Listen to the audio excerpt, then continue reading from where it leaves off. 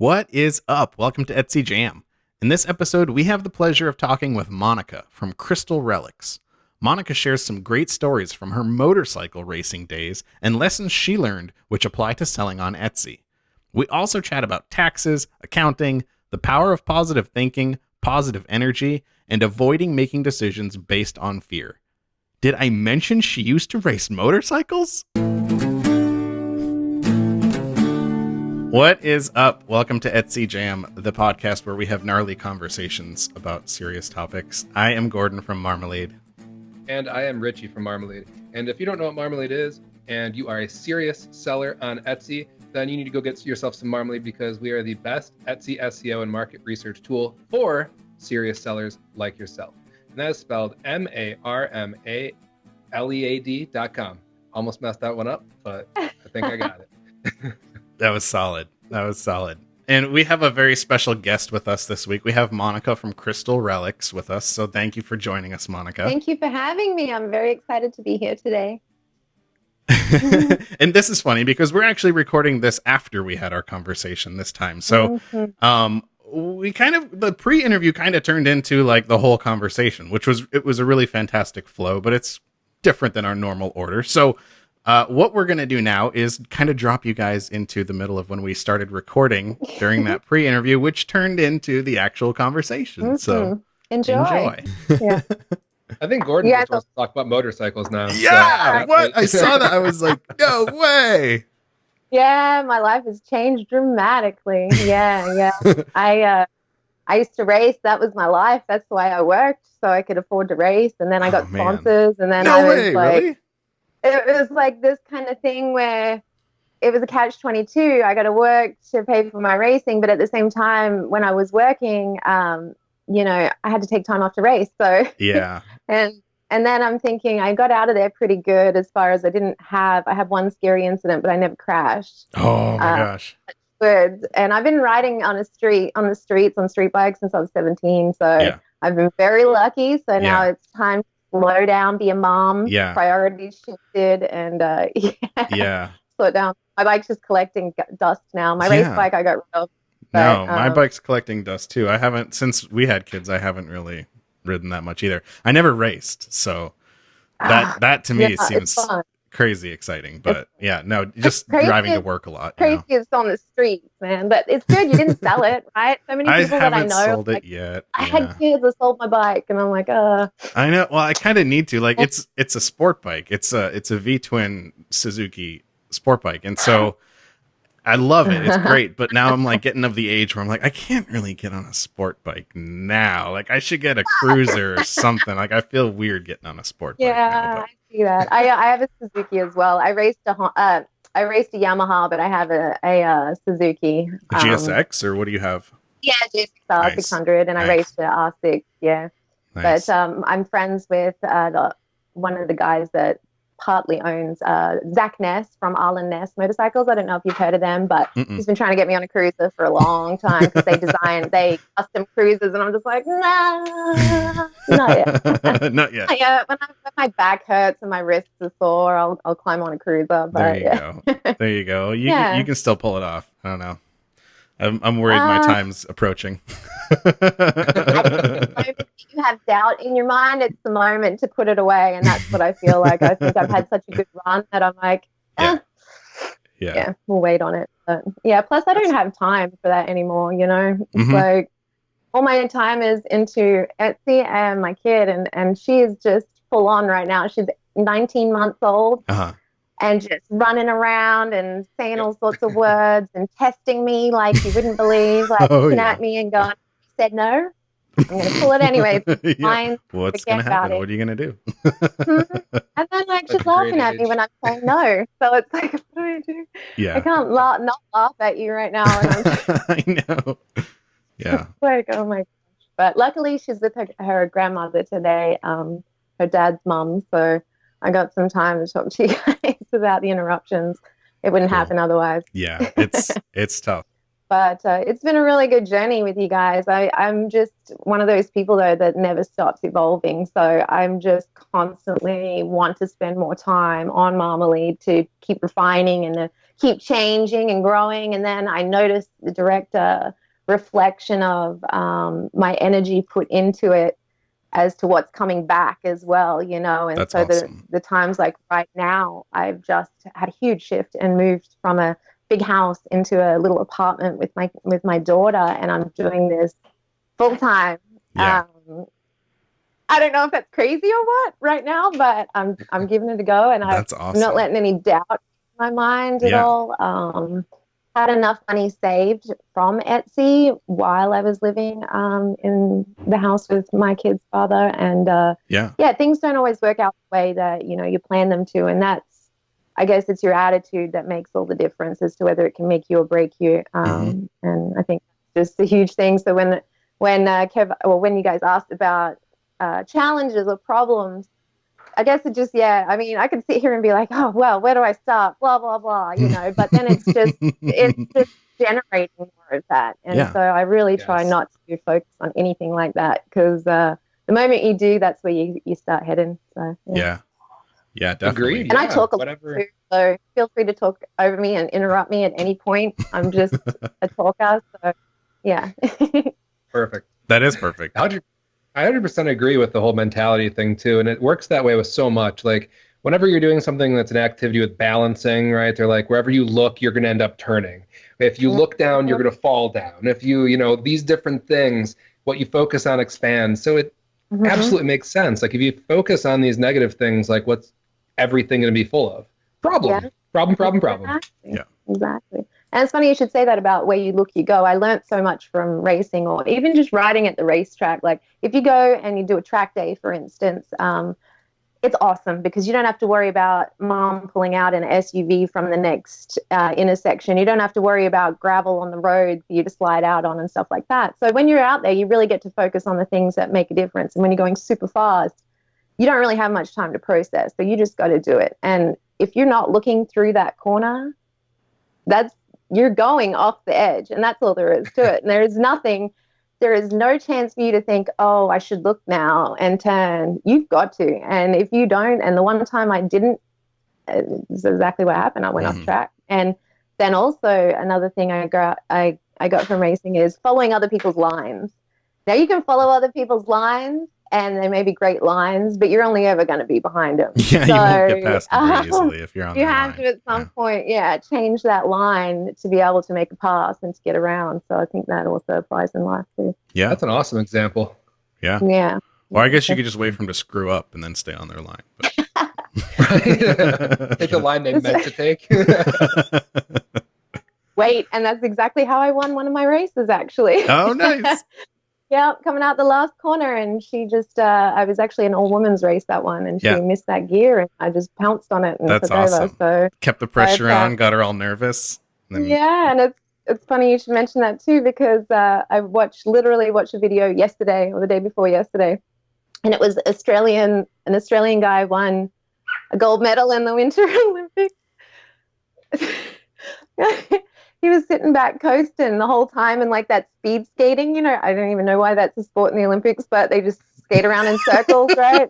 Yeah. And he's just cruising back, and China and USA were battling it out, and all of a sudden one of them come up from another country and took all three of them out. And so the Aussie dude is the only one left, and he just cruises and coasts across the finish line. And there is this hilarious video on YouTube of this Aussie guy commentating, just going, yeah, everyone in the crowd saying, hurry up. And he's like, fuck that. I'll just sit back and wait for everyone to screw up their lives like they always do. Yeah, it was great. That's awesome. Yeah. That's awesome. I will take that gold medal. Thank you. Yeah, exactly. That's how you want to do it. He visualized that at the beginning of the race. These guys are going to take themselves out. I'm in for the win. Maybe. Yeah, maybe he saw it coming.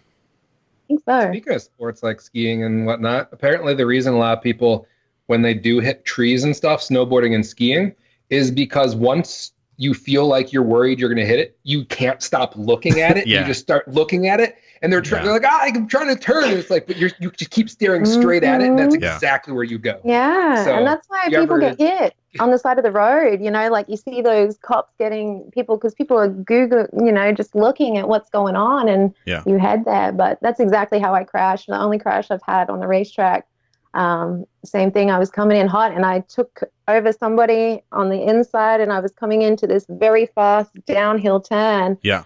And I'm like, all right, well, I've passed him. Now I actually have to commit to this turn. I was Yeah. just so focused on passing them at that point. And then I look and I see this turn comes around. I don't know if you've ever heard of Thunderhill Raceway up here in California, but out here in California, I don't even know my American geography. Up here in California, I don't even know. Well, it could be, Over depending this on what way. part of California. It could be up from where I am. I don't know. Yeah, I'm in the Bay Area. I'm probably directly Okay. across from you guys, right? Yeah, probably. Yeah, but yeah, and I looked at the tile wall just a second, And that was and it. I didn't make it. Then when you're on the dirt, you can't hit the brakes. So Yeah. I'm heading very fast towards Yeah. the tile wall that Oh, boy. has also a corner worker stand where the corner worker stands Yeah. and like has the flags and stuff like that. Yeah. And so I couldn't hit the front brake. First rule, don't touch your front brake if you're on dirt. You're just going to go whoosh and wipe out. Back brake a little. So I had to feather the back brake just a little bit. I'm still heading straight towards this tire wall. I'm thinking I'm going to mess my bike up. Oh, I had man. enough time. It was quite a ways away from Yeah. the corner. I was lucky, you know. Yeah.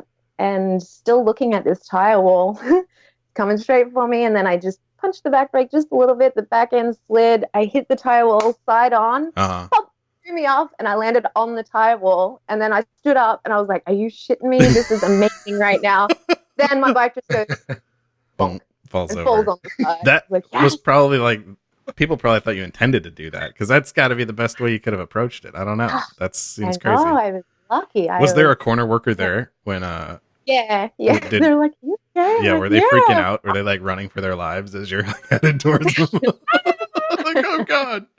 It wouldn't be their first time. Oh my gosh. But yeah, when people are focused, also that's another thing to take from it too. When you're focused too much on what other people are doing, I call it, on racing, it was the ponytail effect, because guys didn't like getting passed by girls, especially, you know, like you pass them, they got the ponytail, all of a sudden they got to champ up and be just douchebags out there. I don't know what it is. And this guy on this beautiful Ducati out on a track day at Infineon, or Sonoma Raceway, it was also known as, they do the NASCAR and stuff there too. Super little like S-bands, and he just came in way too hot and hit a wall right in front of me, like boom. And to not look at that when Yeah. you're riding and not be like, oh shit, and head that way, Yeah. too challenging. But don't focus on what other people are doing, because it's not going to get you anywhere at all. That's how I feel anyway. I like it. Unless it's your competitors, you're just like, oh, okay, I see they're keeping up with the trends. Maybe I'll just shuffle up. But I try not to, like, you know, spend too much time looking at other people's shops and stuff like that. Yeah. The glance, But I am don't stare. Etsy shopper though. Unfortunately, I'm like, oh, I gotta buy this. I think that's common for a lot of sellers. Yeah. Mm-hmm. Yeah, Yeah, it's and tough. then I feel good about it too, because you're giving Yeah. somebody else Yeah. that's in that same position, you know. Yeah, it Yeah. feeds its own community. I think it's a good thing. Oh, yeah, it definitely makes sense to participate in it. Yeah, and you guys, it's awesome. Like listening to how you were making 3D printing at your library. Is that right? And Yes. turning Yeah. it into Marmalead, seeing an opportunity like that, and then making it useful. Because when I first started looking into SEO programs, I was like, who wrote this program? It was so basic and it was just so terrible that I didn't even know if I trusted it. Yeah. You know, and then I seen the user face and seen the colors you chose, everything, that maybe the psychology behind the colors, I don't know, but yeah, it's a really good site. Thanks. Yeah, we definitely tried, and there was a lot of thought that went into it and stuff. It was pretty nuts because, like you said, with the 3D printing, and then we did laser cutting for a while, and it just kind of snowballed, and it felt like a really natural flow until we had this tool that we were just going to use ourselves at first, you know, to like figure out how to do this stuff, and then we're like, well, maybe other people would want this. Maybe we shouldn't be focusing on coasters. Maybe we should be focusing on this thing. And you guys are such a good dynamic. You're teamwork. Obviously, it works too with what you guys both specialize in or do. Yeah. Yeah, it's definitely worked out super well for us. And when we pulled Kev's on board too with us, like that, he's been fantastic this entire time. So he's great. I was wondering. I was like, "Where's Kev? He's no longer on the shows." But then when I spoke to him like 6 months later, after he responded to me, I was like, "Oh, you're still here." So I can. Yeah, That's he's awesome. definitely still with us. He doesn't do the jams with us anymore, unfortunately. But Yeah, does he get bored with it, or what was it? yeah, He's I a know. little bit shy. Yeah, he's with kind of the- shy. Yeah. Yeah. So it was just one of those things that made him kind of uncomfortable. So, it's totally his choice. We're like, hey, it's cool. Like, you can keep doing it and get comfortable with it. Like, we don't think it's awkward and people like you on here. But if it's not something you want to work on, we're not going to force you to. Yeah. You know? So I would often wonder what he was doing when he was looking at his screen. I was like, I wonder what he's doing right now. He's playing Tetris or something. Yeah. probably. It didn't change much, so I figured he was doing something work related. Knowing Kevs, he probably was. Most He's probably answering like Yeah. customer support messages or something. Yeah, probably. Multitasking. Yeah, that's cool. It's really important to have a good team. And I often, the last 3 nights, so you'll excuse me if I'm a little bit all over the place. I stayed up till 2 a.m. to get my taxes done. And a huge lesson learned. Stay on top of your bookkeeping. And just because you think you're not earning much now, it doesn't mean that, all these things. To have good bookkeeping, I was able to bring my taxable income right down, obviously, because I spend a lot on my shop at the moment, or had in the past, but not keeping track of all that, not keeping track of your miles, and then having to go back and get your receipts out. But QuickBooks that Etsy offers is awesome. It does double up a little bit if you're not careful, taking from Etsy shop to how they deposit every Monday, if you like, your money from direct checkout. They also, QuickBooks also takes in each individual transaction as it happens. So I had to kind of cancel. I was like, whoa, I did not make that much money this year. I would love to have, but I think there's a mistake. So then I had to go back and cross-check and do all that fun stuff. So yeah, that's definitely, when I saw Richie talking about, you said, oh, we'll talk about taxes. I was like, man, I feel you right now. And I'm one of those people. I've done so many jobs. I've worked as so many different things, and a financial planner or paraplanner in Australia, I did that for years when I got out of school, and I realized why I quit doing that stuff, because I hate it.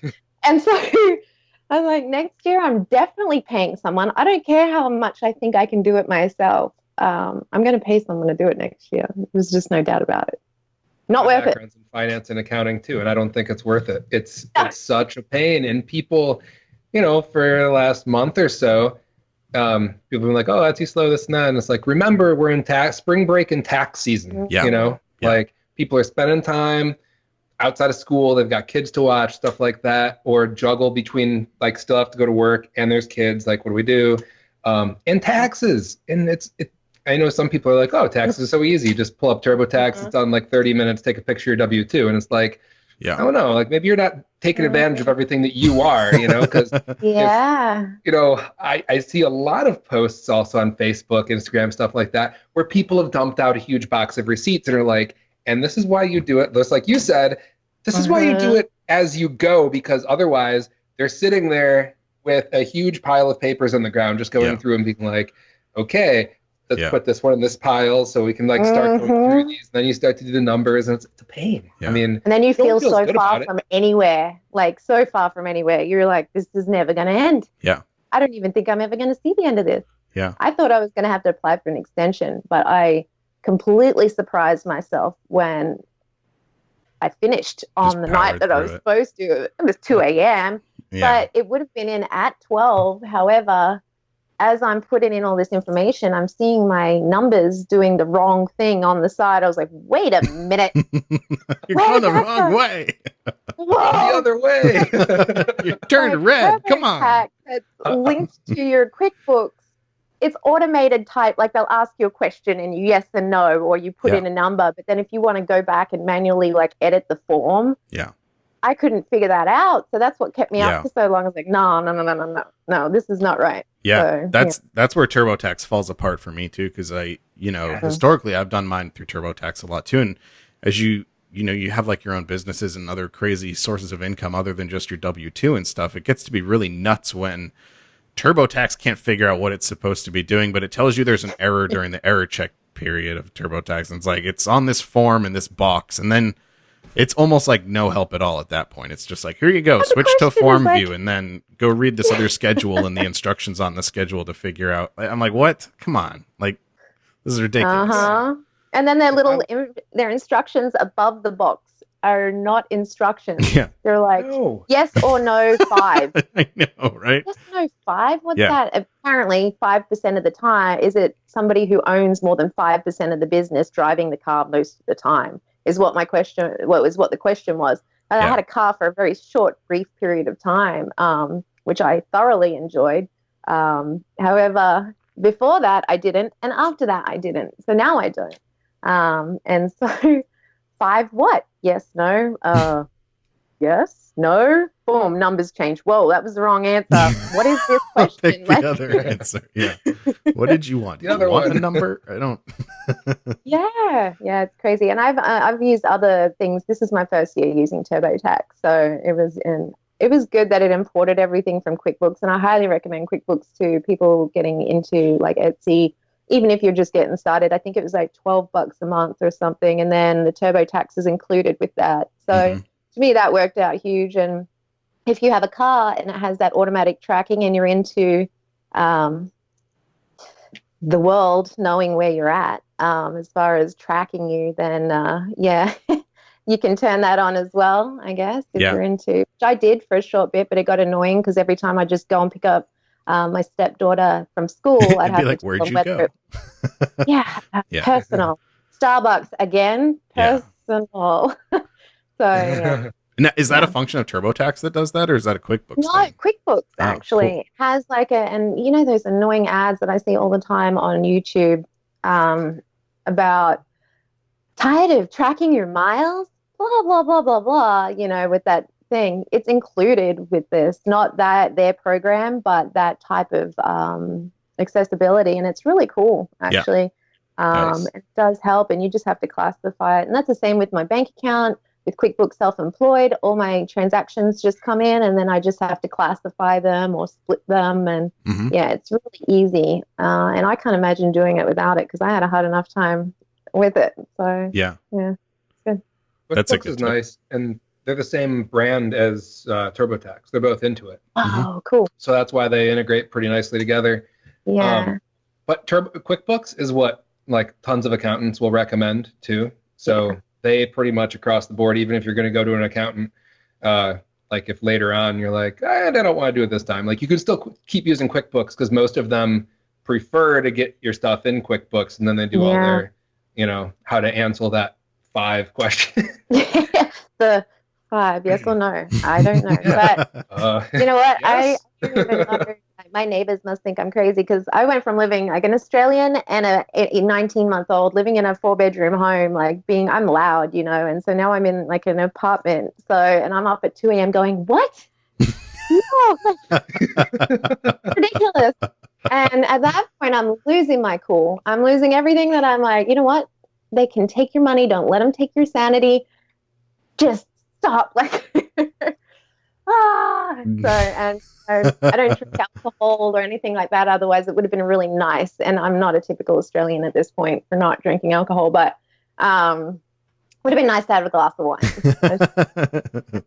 Okay. Yes, wine and taxes definitely numbs the pain a little bit. I get it now. I get the pull, but yeah. No, right. It's done now somewhat. State taxes, I've got to get on those too. Which is, I had to learn all this. I mean, nobody sits there and tells you, okay, you're going to start your Etsy shop. You need to start thinking about the backside of it. And it's all fun and games to start getting that income and getting the sales and hearing that cha-ching. But then with every cha-ching, there's like backside to it. So I think it's really important for people to keep that in mind. And just because it's just a little side business for you now, or you're just slinging your craft stuff, doesn't mean that it's not going to turn into something great. And I mean, isn't that the goal? Yeah. Really, for most people. I mean, I hope so. Yeah. Right? They probably wouldn't be tuning into you guys and using, and that's another thing. And you say for serious sellers, because it's true. I mean, you only get out what you put into it. And I've noticed the months that I have been distracted, I watch my sales drop. And that's just, I was on the up and up. And then after Christmas, it's like I was so distracted with other things and contemplating going back to work and all these other things. And my kid starts running around at that age. And so you just start like, oh man, you know, just not putting as much focus into it as I like to. And that always bugs me because I'm always thinking about it. Oh, I got to change this, or oh, I can do this to make it better, or so there's always something on my mind with it. I think then I just kind of beat myself up if I'm not actually allocating the time, and then that whole negative energy behind, oh, I'm not doing something. Yep. I feel that definitely is reflected in Yeah. sales. Yeah, it's kind of a slippery slope when that starts to happen too, kind of snowballs. Oh yeah. Oh, for sure. And I get like I already have a plan for another Etsy store, a digital download one where I can just be like, all right, I'm going to Australia for a couple of weeks. My bracelets and crystals on vacation or whatever the case may be, or get someone to help me, and then be able to work from my home. I love design. I'm self-taught and everything, and so it just fascinates me. I'm always wanting to learn more about different things, and as soon as I know how to do something, like, okay, how can I make this into something bigger, or how can I make this something that other people will need, or and so yeah, there's a lot of different markets to target too, not just people who are into the crafts and homemade stuff on Etsy, and a lot of things like printables, for instance. There's so many different printables I would never have thought until I realized, shit, I gotta stop writing everything on my piece of paper that I lose and actually get some sort of system down here. I like to write. Computer stuff is cool. I love it too. But I'm just more of a visual with writing stuff. So people that have their planners and stuff on there for Etsy store owners and stuff like that, that's awesome. Like make it once, refine it a few times, put it together, and it keeps coming in, and people keep buying it, and there's always going to be a need for it. And there's also another very big industry here at the moment too that's taking off, with the national holiday being, not national, maybe state holiday being today, the 20th of April. In California, that's a holiday. So, there's a whole nother industry that's thriving here at the moment, that people, maybe they're getting into something like that and they don't, because they don't have an idea as how to get organized. So it's not just small businesses that are craft related, other people getting into business for the first time, and it seems to be trending right now that people are kind of stepping away from making somebody else rich, and working for themselves, which is great. Definitely. Yeah. Sorry, go ahead. And how has that transition been going for you? Like, how are you feeling about it? The transition to doing this full time? Yeah. Time management is my biggest number one. I am very easily distracted, and your quadrantalizer, I love it. However, it's only as good as you put your energy into it. Everything always seems to end up in the same spot for me for some reason. That happens. Yeah, that definitely happens. It's like, was it, I mean, fair enough. But as with my little one right now, it is very, very challenging. And it's something I'm learning. I am just one of those, I can do it myself people. And so whenever I get offered help, I'm like, no, I got it. And then I'm like, shit, I should have. And it's definitely have to get a system down with my daughter now for her to go and be with her father or with her grandparents. She only has the grandparents on his side. All my family's still in Australia. So that's another challenging thing, is not having that kind of help available. And they have, her grandparents have, 5 other grandkids at around the same age. So I can't just like, hey, can you come? She's like, oh, I've got 4 of them right now. So, so yeah, I just try and take a bit too much on myself. And I think that's something I'm learning, is to not be afraid to ask for help when you need it, because you just can't, I mean, outsourcing, I guess you could consider it. Yeah. And childcare is not an option. Otherwise, you're just working to pay for childcare. And if you can do it, that's awesome. If you got 2 people that are contributing to that. I'd like to be here for my kid right now at this stage in her life. So that's why I'm really trying to be here. And I mean, I was a personal trainer, nutrition coach, and I also did their social networking for the large gym that I was working for. So I went from doing all that sort of stuff, which was pretty flexible, as far as schedule's concerned. Mhm. So it wasn't like I went from a office job 9 to 5 to coming to this. So I had some warm up of getting used to scheduling. Gotcha. So, Gotcha. yeah. And that helped And a bit. yeah, absolutely. But I'm still in over my head, like completely for time. I have my whiteboard up there, and I have like 4 whiteboards that I haven't hung up yet. Whiteboards are great, but again, only as good as you put into the time you put into them and the energy you put into it and what you take from it as well. So as far as time management is concerned, I'm really good at writing stuff down, but following through is another thing. Yeah. Oh yeah. I'm great at making big lists. It's just, again, a matter of getting to those things, and then you go back through it and you're like, oh yeah, I was going to do that.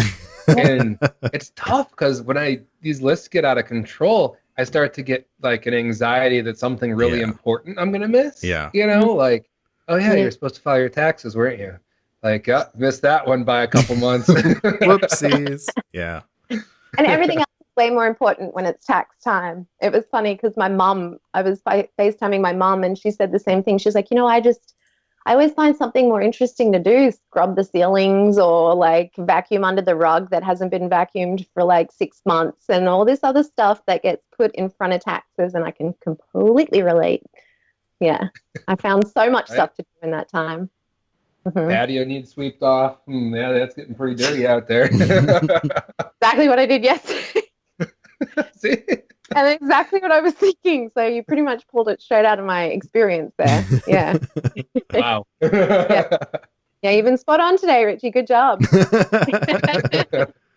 like if I can keep that going, we'll see. Psychic abilities, man. I know. He's pulling it from me.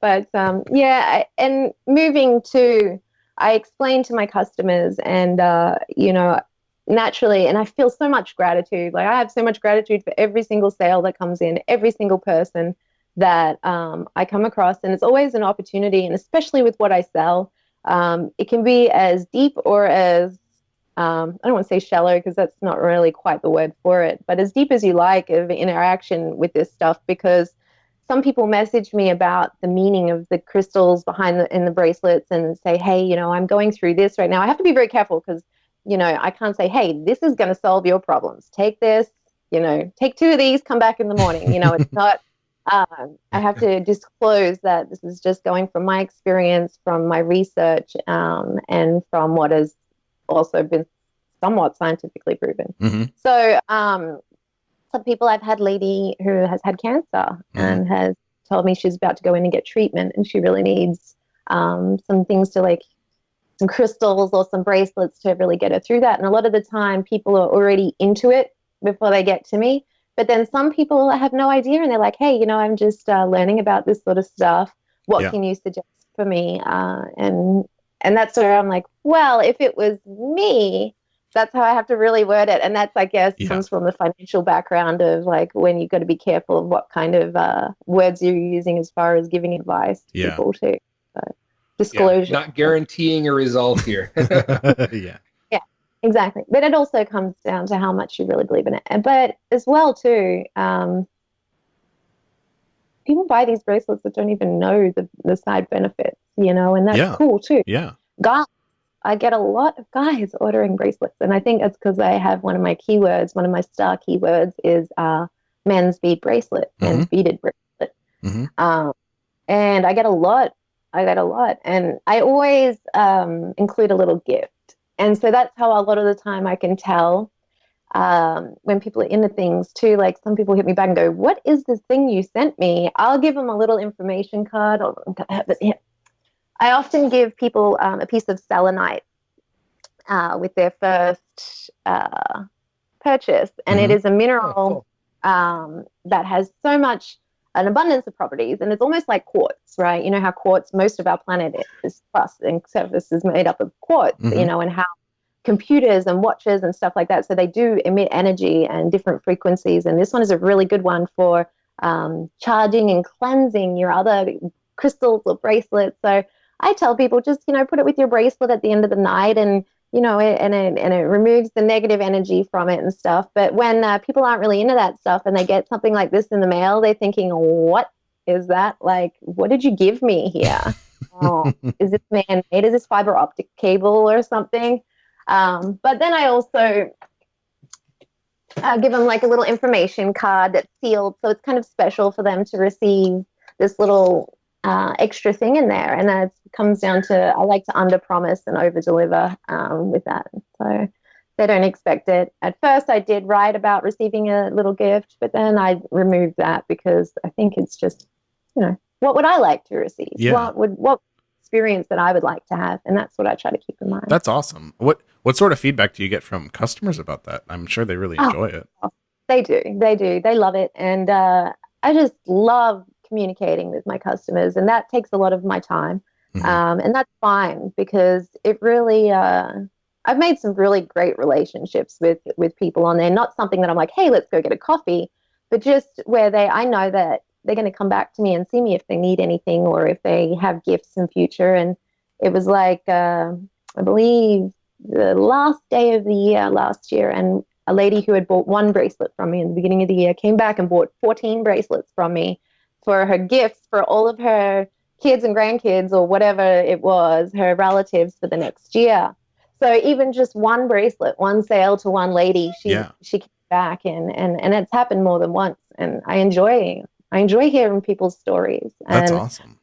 Sending these things, I didn't make the crystals, right? They came from the earth. And even when they're like in these tiny little beads and they've been polished and tumbled, it's still something that the earth produced, and it blows my mind. And so I call it relocating. An exchange for money.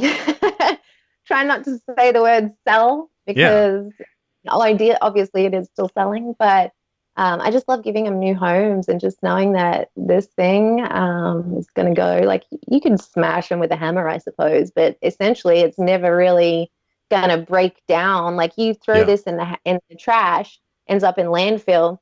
Well, it's been in the earth for millions, like thousands of years. It's not going to just, biodegrade. Yeah, My it's not going packaging to vanish. Well, that's kind of one of the things that Richie and I were talking about before the call too, is we were checking out your shop and looking at your photos, and both of us are really, impressed with how you set up your photos that you have in your shop. And you kind of use like this very natural feel for each one. And it's not like a cookie cutter background that you sometimes see sellers use, where they'll use like a consistent background across a bunch of photos in their shop, but it's just ever so slightly different, like a little bit different angle on different shots and stuff like that, a little bit of variety, but it really helps to communicate kind of the same thing you're saying, now, and in your shop's about page and your item descriptions and stuff like that, where it's like this, it's kind of more of a connection with the planet and the naturalness of the things that you're making and stuff like that, And I think too, a lot of the time, and something that I had to overcome myself, was that for me, when I pick up a crystal or a rock or a mineral or something, when I'm purchasing it, I like to feel it. And it really does. I mean, when I can't remember the name of it, but there's a type of photography where you can see the energy emitted from things. They do it with foods, where you can see that cooked foods don't emit as much energy as live foods and stuff like that. So they do emit like a frequency, and a lot of it has to do with the color. You have a dog. Is that Tiki? Is he freaking out? It is. I think someone's knocking at the door. But yeah, as far as that's concerned, like, I try to give people more of a feel for the crystals, even though you can't grab a hold of them and feel them for yourself, And so that's why I don't just put up a picture of a bowl of. Right now is probably not a good example, because I don't have a lot of crystals on my store, being that I've been moving and doing taxes and stuff, but I do have a bunch to put up. Each one that you see, you're going to get that specific one. And if I do have more than one in the listing, it's like A, B, C. You pick A, B, or C. And I just feel that's really important, so people know what they're getting. For me personally, when I buy crystals online, I don't buy ones where it's like, oh, we'll send you one of these, and it's like a big 1 kilogram basket of them. For me, it's a personal thing. And that also kind of rolls into my item descriptions. They're long. I understand they're long. they're written, a lot of them are taken from text. And so I reference that text, and I've had a lot of people, now I don't know if it has a negative effect. I know a lot of people don't read past the first couple paragraphs of it, but then I have had numerous people message me and say, thank you for the information that you provided, because a lot of people don't provide, they say it's for love and peace and don't really, elaborate more on it. And so I think that really helps people. Does it work both ways? Perhaps. Maybe, the more specified you are, then people are like, oh, yeah, but that part doesn't work for me. So that's not going to be for me, And so I understand that. But I think I'd like to just give people as much information as I can too, because then they really know what they're getting. And so far I've had really great reviews. I don't ask people for reviews ever. I reward them when they do. I send them a discount, a coupon code, and say, thanks. I'm so stoked that you love the product and my service. And I'm really happy that you shared your thoughts with Etsy. And here's a free shipping or something, Nice. for the next time. So I just give gratitude where it's due. And, nice. Yeah. I think descriptions are one of those things that, some sellers, it just flows naturally and they can just sit down and write really easily. And I think other sellers really struggle with putting together, the descriptions on their items, and they don't know necessarily what to include and what to leave out. So what sort of advice would you have? What sort of things do you look to include in your descriptions? I think there's been some other really great advice from other videos with you guys as well, from other people, things that have helped me and that I hope to pass on to others as well, as keep it really simple at the beginning. The first few paragraphs really need to encompass what it's about, the size of it, perhaps. Like if it's a crystal, not so much my bracelet listings, but I give the dimensions, a short introduction about what it's about, why it would be good for you. Like, is it a gift for somebody or just a treat for yourself? Because a lot of the time, that's why I'm shopping on Etsy, to treat myself. Gifts are cool too for other people, but I'm trying to make myself feel good here. So a little bit of introduction about why it's good for you or for someone and then if they want more information, then they can scroll down and continue reading if you feel like you want to elaborate it. But it took me a while to really start to feel like that introduction paragraph that I have at the beginning. Now I can really get into it and be like, oh, you're going to love this. The pictures don't do it justice. The energy coming from this is insane. Insane is probably not the right word. But yeah, I just kind of try and get people really interested first. And if they're interested to read more about what it does or, the properties, then they can keep scrolling down. But also, I love the part of Marmalead where it tells you how your listings, if they're written at too high of a grade level, and to keep it kind of simple. And a lot of the time, if I'm taking an excerpt from a text from studies or whatever about these crystals, then a lot of the time it is written a little bit too complex. But, people skim. They see love, gratitude, or they see, time management. You need help with your time management, blah, blah, blah. And then they're like, okay, yep, this one. So a lot of the time, if you're anything like me, you don't read the whole thing anyways. You just get skim. Yeah. And I love descriptive words. I don't know if that helps me or not, but I love communicating that in my words. So that's for me personally. Everybody's different, like you said. And sometimes I enjoy reading the real simple description. I do want to know the size of it though, because photos, is something that, and that's why with my crystals, I take a photo of it on my hand. But who's holding this? Is it a kid? Is it, a giant man with a giant hand? So I try to put the dimensions in there too. Makes sense. Yeah. Sometimes people want they really want the skim or the shorter description, like kind of the summary, but also want to know there's a lot more, right? So I might just read the summary part, but I see there's a lot more text down here. So I mean, it sounds like these people know what they're doing because they wrote a lot about it. I'm not going to read it, right. but they know what they're doing. So now I trust it. Exactly. Like things are good now. Exactly. And I'm really huge I've made a very big transition in my life recently from being someone that's all about, with the motorcycles and everything like that. But also, I spent a lot of time on the outside of me trying to make things look good on the outside, right?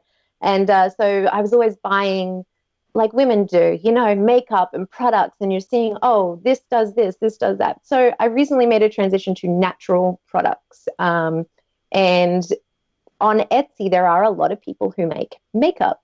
For me personally, if I'm going to put something on my skin, I want to know what's in it, and I also want to know that other people have tried it. So for those people who are getting into like anything like that, as far as makeup and stuff, really list your ingredients as well. Make sure you do that, because if there's natural herbs or whatever in it, I want to know what those things are. There's a reason why I'm buying natural, and so that's also if you are putting description ingredients and stuff like that too. Yeah, that makes sense. I think with the descriptive words, it's even more important for, online shopping, where, like you say, something like this, you can't you can go to a store and pick these things up, but if I'm shopping on Etsy, I can't touch them. I can't handle them. And that goes across all products on Etsy. It's just the nature of selling online. So the better you can do describing things, obviously photos are a great way to help with that, but they can only go so far. They can't communicate whether it's like it feels really cold or warm, or you know what I mean? Right. It's going to be different. Exactly. I could see and that with the helping photos, and with the photos too, I understand. I always smile and laugh when I watch you guys' videos. Like, there's not a time, for instance, when I was doing taxes, I was listening to 20-year-old videos and I was having a giggle to myself. I'm laughing and I'm just like, you guys always cracking me up. But the debate about the white background, not necessarily talking about your video here, but, you've touched on it before, the photos, is it cohesive across your shop? Or, and then I've seen complete exceptions where I've gone, wow, shop is stunning, and it's broken all these rules, so I just try, I use a piece of wood and leaves, and I love photography, so it's something that always gets on my back burner, just like Etsy does sometimes. When I was first starting out, it was on the back burner. Now, not so much. But having something that's cohesive and expresses what you're about. The white background's cool too, kind of. I mean, I get why it works. It's not, for me personally, I find I probably haven't bought anything from Etsy from something that has a white background, not intentionally, but that's just not what I mean. Go in and you just don't connect with that.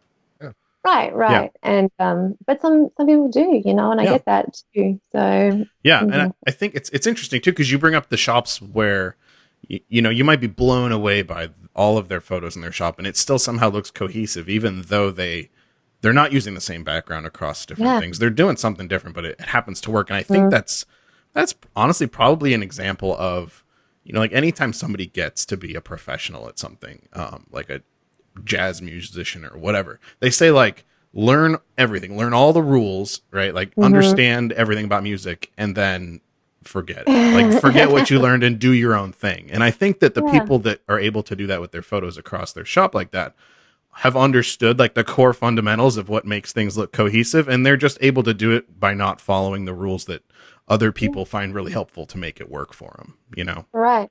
And I think too, I mean, it looks good as the shop, but how many people are actually seeing your shop as the shop face? How many people are seeing your individual listing first amongst other listings? Does it stand out? I had a problem with that at the beginning. Not a problem. Let's choose my words selectively. I had a learning experience at the beginning. I like that. I like that too. With the darkness of my photos, I would make the outside dark and the inside like the focus, like kind of blur and make. But then I noticed in my shop it looked cool because it was like against all the other ones that looked like that. But then when I was looking at the screen of a search and I was looking at other people's, while it looked good to myself in my shop, it was not popping out on the screen. So I kind of had to tweak that a little bit and change that. And it's something I just love the whole experience of it. And I think too, very important for people to remember, like when I just said about selecting your words, I think it's like it's a broader thing than just Etsy. You know, when you're talking about things and I see people complaining on, like, I don't go on forums. I don't even use social networking. And I've spent many days on social networking. I did it for a job. I had a very good following with my racing, stuff like that. And I just chose to step away from all that. But without getting into that right in this minute, and I totally lost my train of thought then. So that's cool. Where was I going with that? See, that's what I do. Um, oh, the photos. Yeah. No, the process. That's right. And talking to yourself is the words when people are saying, oh, Etsy's doing this. They're changing this up. What are they doing? This is going to cause problems. Yeah. All that energy you put out into the world of all of those negative words, it's going to create that for yourself. And it's going to create illness for yourself too. When people stress, you know, it creates illness within the body as well as your mind. So when you focus on all these little things that are beyond your control, then you can control how you react to them. And so a lot of the time I've seen some people with really great attitudes about Etsy changing. It's like, yeah, they're adapting their business. They're going to make money, but they want you to sell too, you know, and that latest thing with the checkout, offering more. Yeah, like Apple Pay and stuff.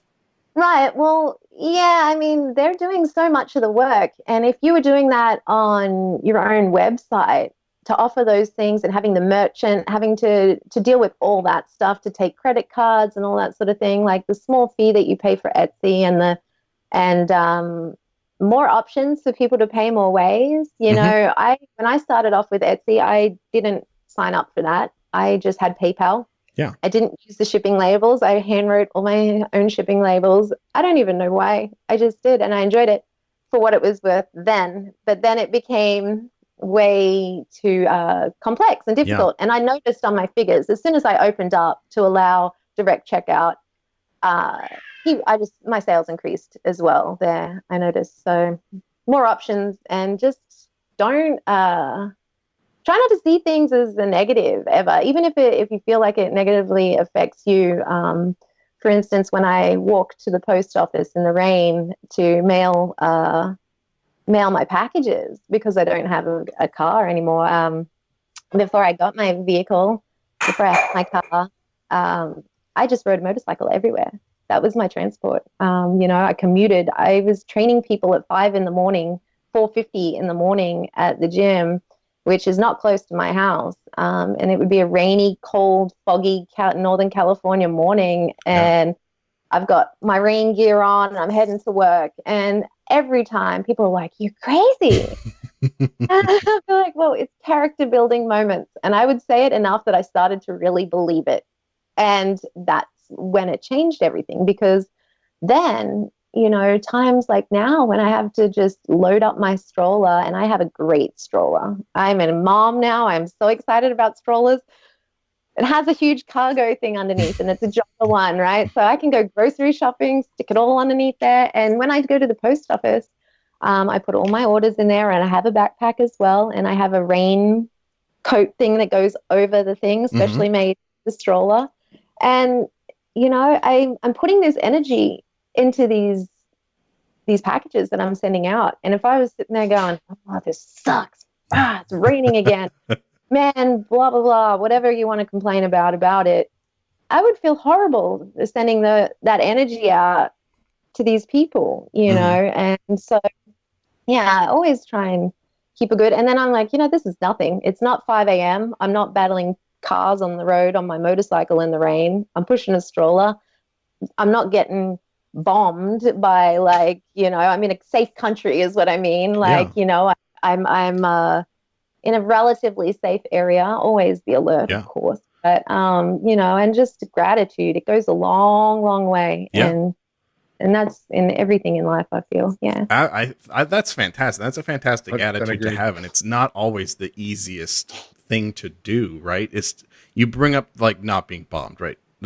That's no, but in all seriousness, like, that's a really a little too close to the truth right now, isn't it? Kind of, yeah, right.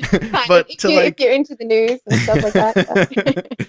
But to take a step back, it's so easy to get caught up in, you know, whatever your biggest problems are, because no matter what size everyone's problem is, their biggest one is their biggest problem, you know, and it's easy to get kind of in that frame of thought. And to take a step back and really try to consider things at like an outside picture and look at everything as a whole. It's not easy to do, but if you can kind of like try to somehow remind yourself to do it, I don't know, set an alarm on your phone or whatever. Like you're gonna have a much easier time getting through your day, I think. And you'll find, don't beat yourself up over it if you don't, because you'll find even the most enlightened of beings are going to do the same thing and get worked up over things sometimes. And that just happens, and it's just about not beating yourself up, and as something that now, a phrase I used to say all the time, it was almost a bad habit, but I've heard Richie say it a few times, actually. It's all relative. And it really is. Yeah. It is all relative. I go into the grocery store and sometimes it'll be cold outside, but as soon as I get inside the grocery store, I'm hot. I'm covered in like things, and people are like, how you doing? And if I say anything other than great, I'm like, oh, I'm kind of stinking hot right now. I'm like, I have the ability to be warm on a cold day. I have the ability to make money, to buy groceries, to feed myself and my family. So instantly, even if I put a little bit of negative out there, I instantly kind of check it. And it takes a while to get there. I've spent many days feeling shitty and then going, why? You can change this and turn this around for yourself. You don't need anything else to make you happy. You don't need anything but your own shift in perspective. So if you're having a hard time with your Etsy store, you're not sure, why you're not getting as many sales as you want, obviously do the research, find the know-how, but don't stress over what's not happening. Focus on what is happening and what can happen. And from there, the possibilities really are limitless. We all have unlimited potential. What has one person got that you don't? And that's something I used to think about all the time in racing too, was, okay, that guy over there is super fast. What's he got that I don't? Okay, maybe his bike's a little bit better. Yeah. The guy that hits the ball. Oh my gosh. I feel so bad. I used to enjoy that so much. Oh my gosh. Beating guys is like my excitement. But changing that competitiveness too, while competition can help you, it can also hold you back. Because if you're comparing to other people, you're not really focusing on bringing your own to it. Yeah. And in the handmade, there's just, it's a flooded industry. Jewelry is flooded industry. How am I getting onto the first page and second page and third page into some of these categories? And I really think that research and having a tool like Marmalead now, that speaks words. Like, I just gave myself goosebumps, seriously, because to have something like that available streamline all of that research that you would have to do on your own, and then going through and what is credible, what's not. Okay, Google AdSense, or not AdSense, Google keywords or whatever. Are people using that? Does this apply? Then you're spending moments doubting. Like, I don't really know the quality of this information. I'm not really going to put 100% into it. How old is it?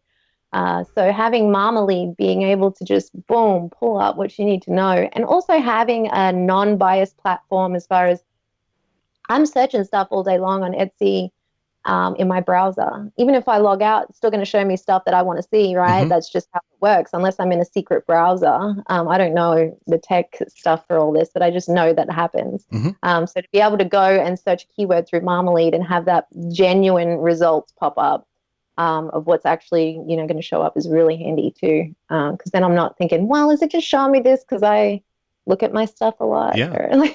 Yeah. No, that's a good point. Yeah. Yeah.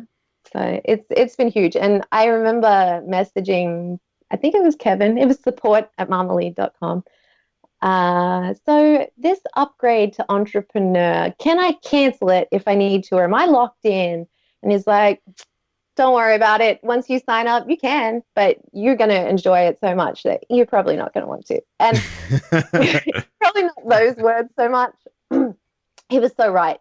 Absolutely. And it's not that there's anything being withheld. And I think I've said that in kind of like my communication to you in the past. It's not that I felt like the Dabbler, guys still call them those names, right? The Dabbler account in the entrepreneur. Yeah. It's not that it's withholding anything from you, or you only have a certain time limit, or, yes, you don't get all the great features of the entrepreneur membership. That goes without saying. But if you're not making much money in your Etsy store, right now, that's fine. Get into it. Use that part of the website. And then once you start making that money, I can guarantee you that extra little bit a month is going to be so worth it. And that I'll never look back. I don't ever, when I'm going through my budgeting and I'm like, oh, should I get rid of this? Like I've got so many online TV, Hulu, Netflix, all that rubbish, right? That I'd never even really watch. I'm like, that can go. And normally just never, I'm like, nope, not even a possibility of dropping that off because it is worth every single cent. And I can't even, if there was a direct reflection of sales, I guess you just can see when it starts climbing when you actually start getting the right keywords, and I've watched people say, yes, it's got to be readable to people. Yes, you can't make everyone happy. Yeah. And so when somebody reads your listing, if they're going to be annoyed by the fact that I put chakra bracelet, lapis lazuli bracelet, men's beaded bracelet, yoga bracelet, chakra jewelry, blah, blah, blah in my thing, if that's going to irritate you, you're probably not looking for my product because, well, you are, and you need to chill out, Either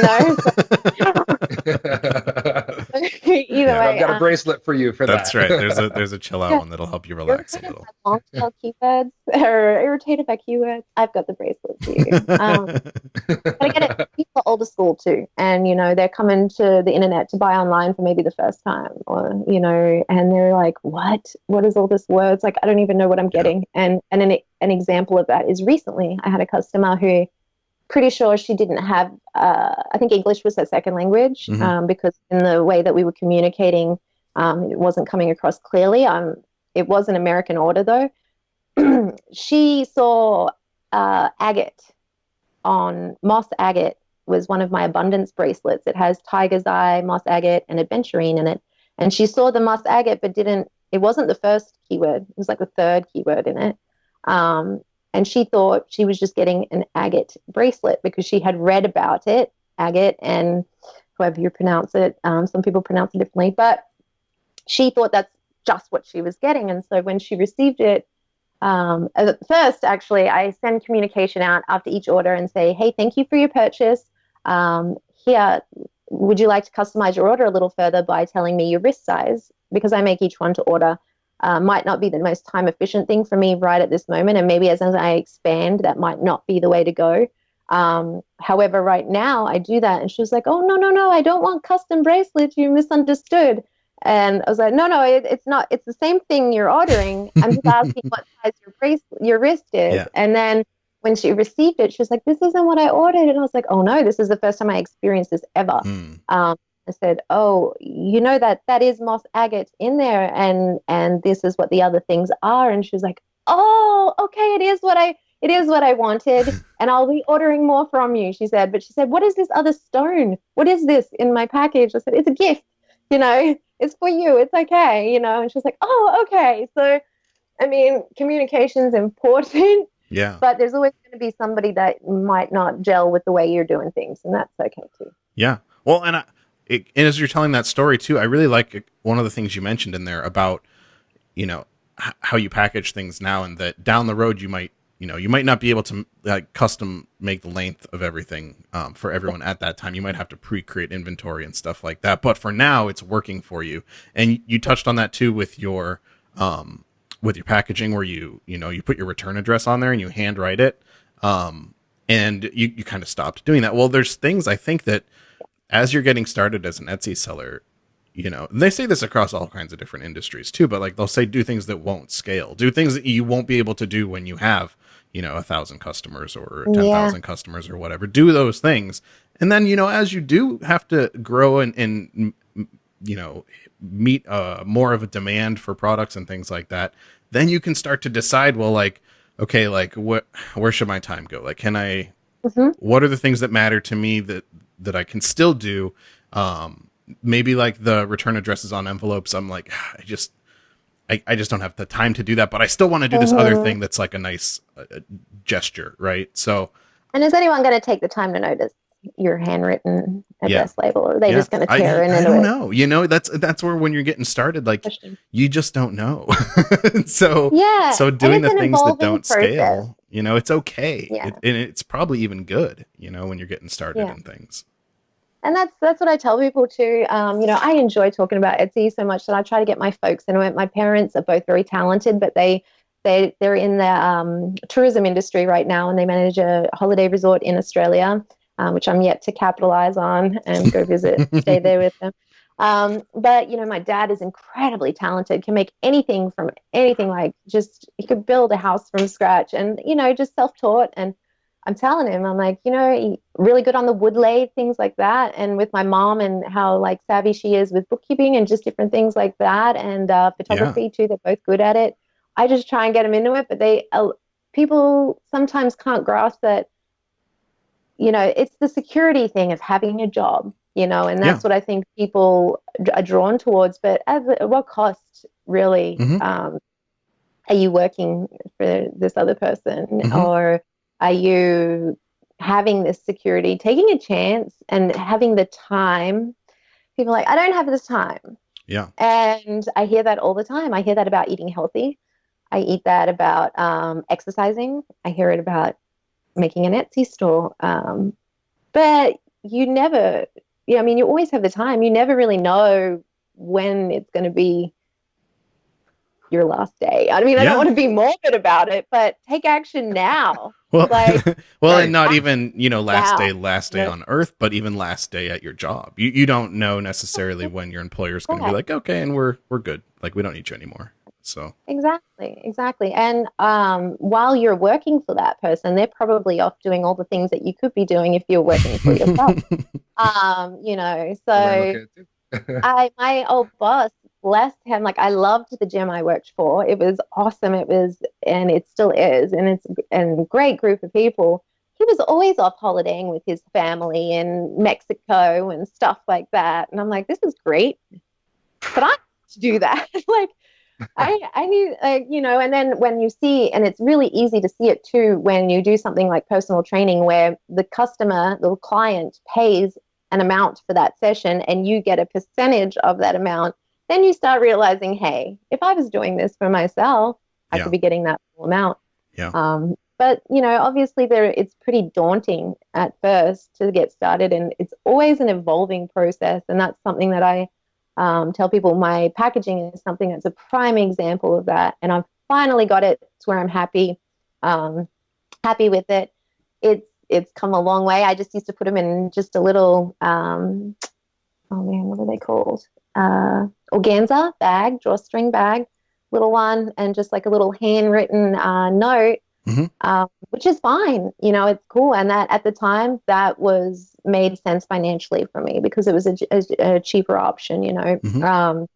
And then it evolved, and then I started wrapping them in tissue, each bracelet in tissue, and then I started putting, you know, like for the experience, it's like no matter who you are, if you're buying it for a gift for someone or if it's for yourself, you feel like you're opening a present, and that's what I love. And I've received that from other Etsy sellers before, as far as the way they put energy into their packaging and making it financially make sense too, and not underpricing your items. I noticed, and I had you guys in mind, I could hear both of your voices one day.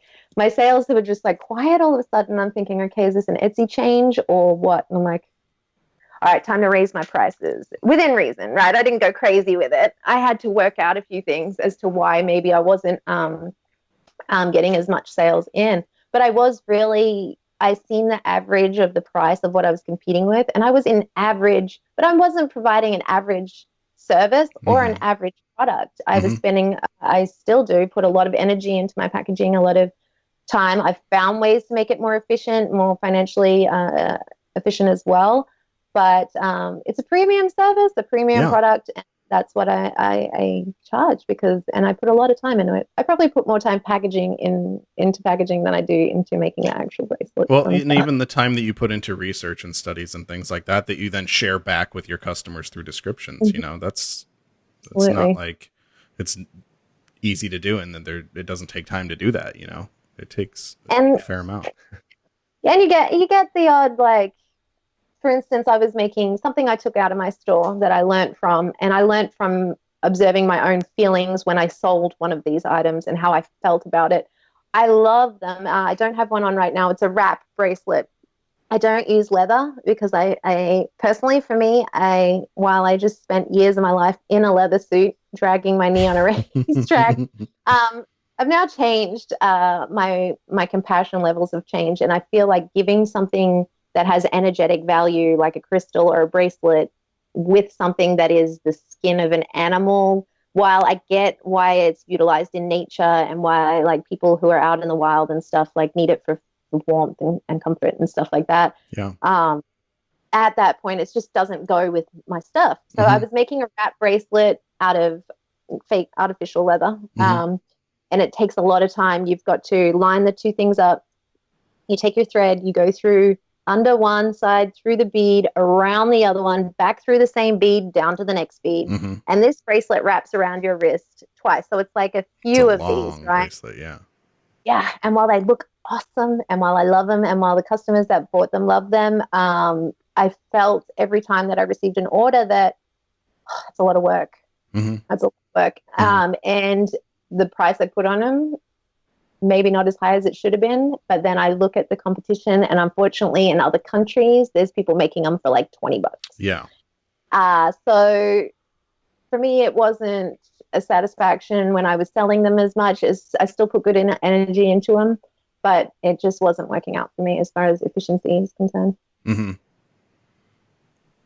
So, but evolving process. I love it. I'm still evolving. I'm still changing. I'm still, my store, every time I look at it, I'm like, gotta do this, gotta do that, gotta do this. And how much of it I get done at that point, that's a whole nother story. But yeah, it's exciting. I love it. That's awesome. That's awesome. And that's an awesome outlook to have on it too, you know? Yeah. I mean, it's easy to focus on the negative. We do it too much. I do it too much, even still, when I try to focus on the good. But there comes a point where you just refuse to allow negativity or doubt or fear in your mind. And fear is what most people make their choices on instead of love. And without sounding all wishy-washy or airy-fairy or whatever you want to call it, love really, on every scale, love and compassion and gratitude, you know. And sure, you're not going to meet this person who's from the UK who's buying your stuff, but, you know, not acting in fear like, oh my gosh, I'm not going to be able to get this out on time. Stress, you know, shit, you know, it's a bracelet. They're going to get it, a day later, you know, not focusing on the fear and the negativity of stuff and just putting your best intent into what you're doing. It makes a difference. Yeah. Yep. Definitely. Yep. Mentality is so important. It's like where they say, like, if you believe you can, you can. If you believe you can't, you can't. There's So no true. way you're going to do something if you don't believe you can do it. And, you know, anything you try, if you're like, improving my pictures won't help, well, then you're probably right. When all's said and done, you probably didn't approach it with an attitude that is leaving you with a really good outcome. Yeah. You know, I don't think SEO is going to help, but someone told me to do it, so I'll just kind of throw some stuff out there. Well, it's still probably not going to work. Yeah. You just need to refuse. Yeah, refuse to let doubt into your mind. Refuse it. As soon as you see a thought, and even if it does, treat it like a passing cloud. See that it's coming in, identify it for what it is. Oh, there's a little bit of negativity. There's a little bit of fear. Let it go.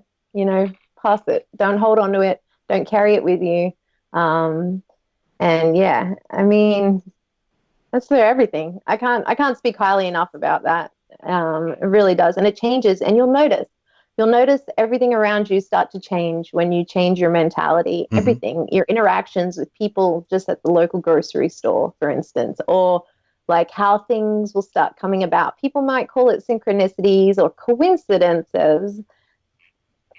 How you view it is up to you, up to your beliefs and things like that. But you really do attract what you put out. Simple, really, I think. Yeah, I think there's a lot of truth to that.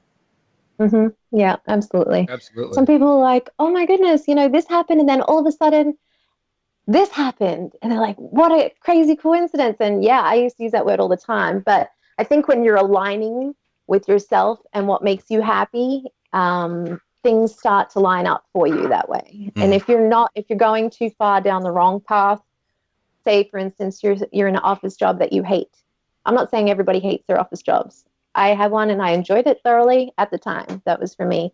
But if that's not aligning with what makes you happy, and I think a lot of people come back to what made you happy when you were younger, and maybe when you're a kid, yes, playing with crayons might make you some money, but just follow your passions and what you really love to do, but also be smart about it. The bracelets thing, I've never really been into making bracelets. I was a tomboy my whole life. I grew up just being a little, outside girl in Australia, just loving getting dirty and just, just that sort of thing. But with crystals, the passion that I have for that, since moving here to America and just like that came into my life the way it did, I was introduced by somebody who's very important in my life, the father of my daughter, actually. And that's how we kind of met, and then he gifted me a crystal with no expectations, just as a friend, and I was like, wow, this is incredible, and then started looking into, and the synchronicities of it was that it came from Australia. The crystal came from Australia, and things like that kind of happen. And then the more I researched, the more I got into it, and again, I'm getting goosebumps. The more I just found that it really aligned and helped me lose these masks of who I was trying to be. So when you have an expectation of how your Etsy store is supposed to be based on other people's, or you're marking yourself up against other benchmarks, you're only ever going to feel, you might feel good if you're doing a little bit better, but you're only going to feel less than, you're not focusing on what's true for yourself. Yeah. With the crystals, I did make that transition to wearable crystals because I have a good story to tell. I find it funny. You might not. I don't know. It was very early morning, and one of those mornings I had to ride my motorcycle to work to teach a instructor boot camp at 5:45, I believe it was, in the morning. So, you're not really thinking at that time. I don't really have pockets in my gym clothes. So with my crystals, if I feel like I need a boost from energy from them, I'll stick them in my clothes. So I put them in my clothes. I usually kind of put it to the side here and hope that it stays there. So I get to class and there's 30 odd people in a bright room full of mirrors. I'm out the front. I'm loud. I'm vocal. I'm doing my thing. I'm working out with them, getting them pumped. I turn around and look in the mirror, and I seen that two of my crystals have worked their way down into very odd positions in my shirt. So there's no ignoring it at this point because it's blatantly obvious. Either I've got some really wonky nipples that are really out of place, or there's something in my shirt. And I couldn't just reach in and move him in the middle of class without explaining myself. So I just turned around and said, look, I've got crystals dropped in my shirt. I have to retrieve them right now. Please excuse me. And they all laugh. I mean, they already know that I'm a little bit they joke and call me like a hippie, which I don't think is quite a right term for it, but they all had a good laugh. And then I realized, I just really can't be shoving crystals in it's not practical. So then I started, I bought a couple of crystal bracelets, right? And started wearing those instead. So that was quite an embarrassing, but also an eye-opening moment where I'm like, all right, I can't do this anymore. And so, yeah, but then buying them was hugely unsatisfying for me because I was like, what?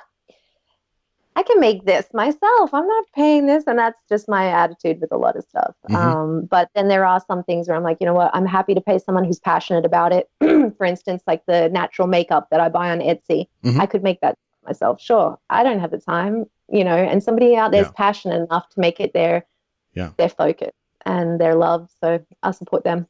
Yeah. Yeah. So it's been a transition. So like I said, bracelets hasn't always been my passion of bracelets, but it's more what they're made of that drives me. Yeah. And the ease of keeping them with you and not being in an awkward situation. Yeah. As a woman, not having pockets, I guess, is like a common thing, but maybe that's something out there for somebody who's good at sewing. Maybe you can make little crystal pouches. There you go. Maybe we can collaborate, link up. If you do already sell little pouches, hit me up. Let's customize them, make them specifically for crystals, something like that. I'm really excited to collaborate with somebody too in future. Like, I'm not sure how it's going to work yet, but I've listened to you guys talk about that a little bit too in past jams. Yeah, I mean, if anyone's interested in collaborating with you, what's the best way for them to reach out to you? Just on Etsy then?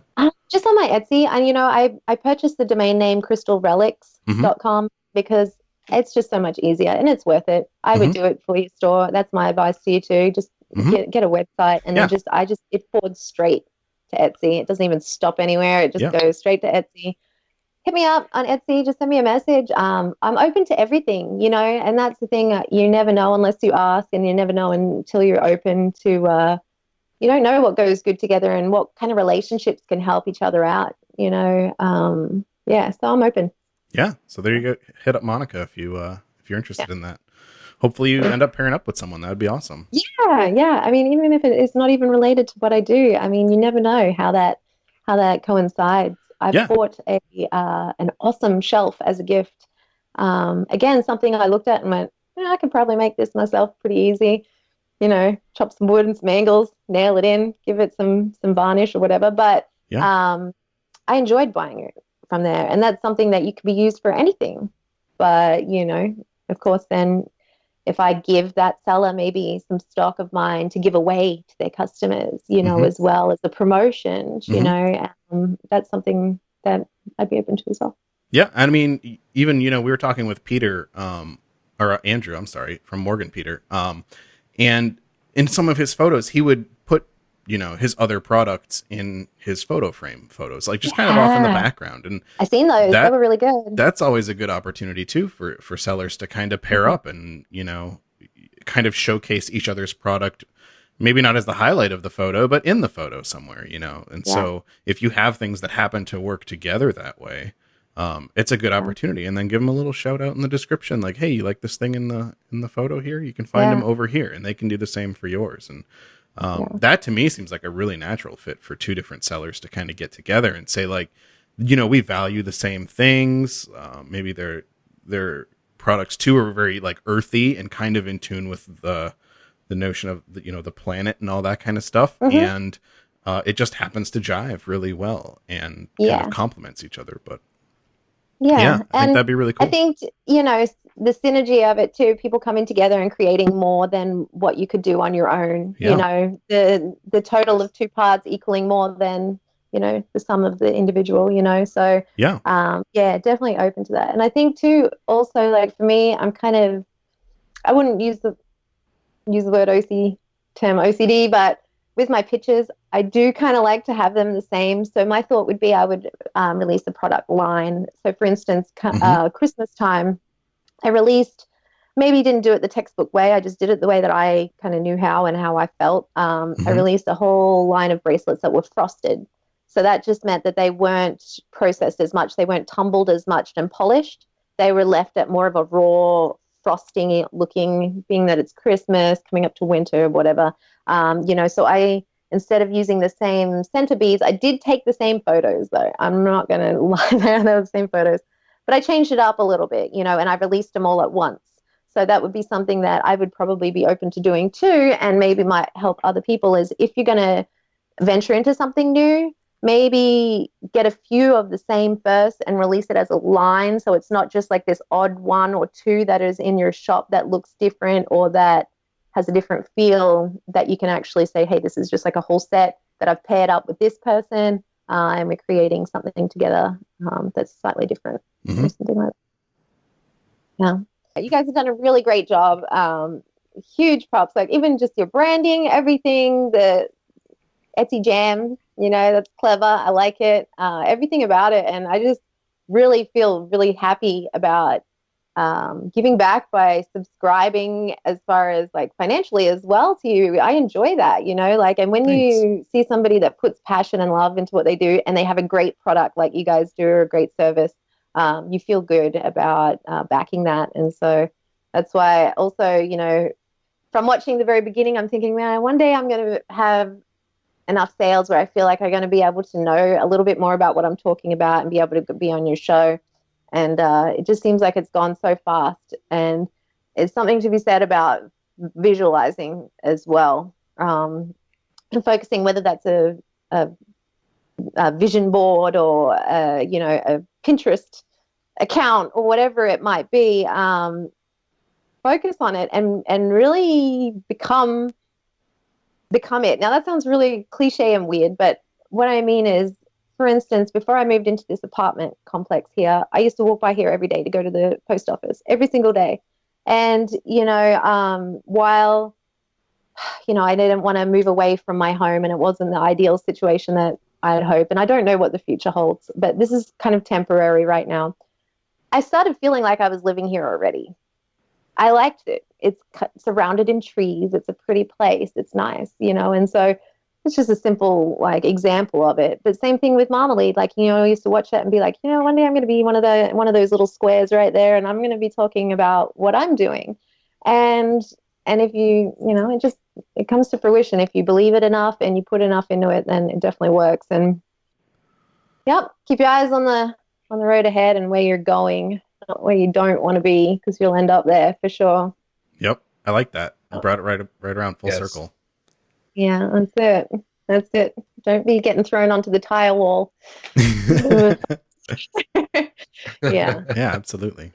Well, and that's everything, but if you're focused on your store's success and you're focused on following your passion, putting your energy into what you love, then there's no reason why you won't succeed. Research, put that love into it, and you'll get there. Patience too. Yeah. Monica, thank you so much for taking the time to chat with us today. This has been awesome. We went through a bunch of different things. I kind of jotted down some notes here while we were talking about a bunch of things, but I think it's fantastic. Awesome. I'm really glad. I'm super stoked to have been here, and I hope maybe in the future too, if I get around to that second Etsy store, which I've already locked down the name of it. That was the first thing I did, and the website. There you as soon go. as I had an idea, I was like, domain, Etsy, and even though I don't use it, Instagram, because then nobody else can swoop that up. Yeah. So yeah, on the digital download side of things and expanding onto that side, I'm super excited. And thank you guys so much for such an incredible tool for people to be able to do that, and for the energy that you put into these jams. Thank you. And I watch every one all the way to the end. I had to have a giggle about your one where you said you put it twice. And so it was like the secret at the end. Just notice that. Yeah. As soon as you guys upload your videos, I'm pretty much on it. I get a little notification, and so I love multitasking. Even if I'm not watching, I'll be listening to you while I'm doing my housework or doing my work. So thank you guys for hours of entertainment and for so much valuable information, and to all of your guests as well. Thanks. I'm glad you got a lot out of them. We really enjoy doing these things. So thanks. Yeah. Isn't that great? You can do what you love, you know, and that's awesome. So yeah. Thank you so much for having me. Absolutely. Yeah. And we'll have to have you back again sometime, hear how things are going for you and how your digital download shop is going. We've had people on in the past that do digital download things, but I don't think we've ever had a specific show about it. So it might be cool to have, a seller who does both and can do a good job comparing and contrasting the two different shop styles. Yeah. So that'd be cool. Awesome. Thank you so much, guys. Yeah. And you guys have a good rest of the day. What time is it there right now? It is. You're in Ohio? 3:54 right here. Are you in Florida or Ohio? I'm in Ohio. Richie was in Florida. Yeah. But I'm in North Carolina. Now he's in North Carolina. You guys are well ahead of time. Okay. Awesome. Well, take care, and I'll keep tuning in and keep doing what you guys do, because you're very much appreciated. Thank you. Thank you. And we will see everyone else next time on Etsy Jam.